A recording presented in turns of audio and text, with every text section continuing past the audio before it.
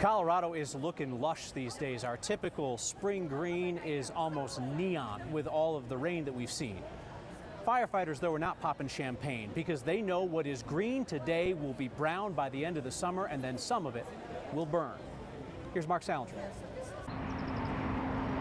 The shrubs and the bushes are all growing a lot right now. When Colorado turns dark and stormy, the land turns lush and green. The rain right now, short term, is great. It's keeping things wet and keeping the fire danger down. All those plants, shrubs, and grasses grow fast. For now, they stay green. But when the rain stops and Colorado inevitably dries out this summer, Lauren Ono with South Metro Fire Rescue knows they could become dangerous. Correct. Once we get those hot, dry summers, it can dry out very quickly, and then we're left with large fuels or high grasses that can burn very quickly. In a year like this, when spring storms lead to huge vegetation growth, firefighters already begin to prepare for what comes next. There's going to be a lot more fuel out there, and it's going to be very dry, especially if we have a hot and dry summer.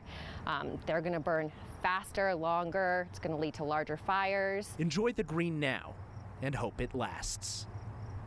There are, of course, plenty of unintended consequences of all the rain that we've been seeing, as well as the large snowpack runoff in the mountains. Places like the Poudre River that you see here are still seeing wildfire ash and sediment flow into it 3 years after the Cameron Peak fire.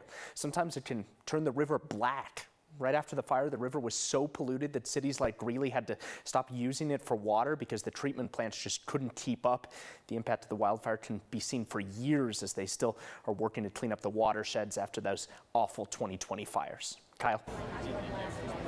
So what can we do? If you love and support firefighters, mitigate the hazards on your property and be really careful with sparks and fire this summer. Mark, exactly. thank you.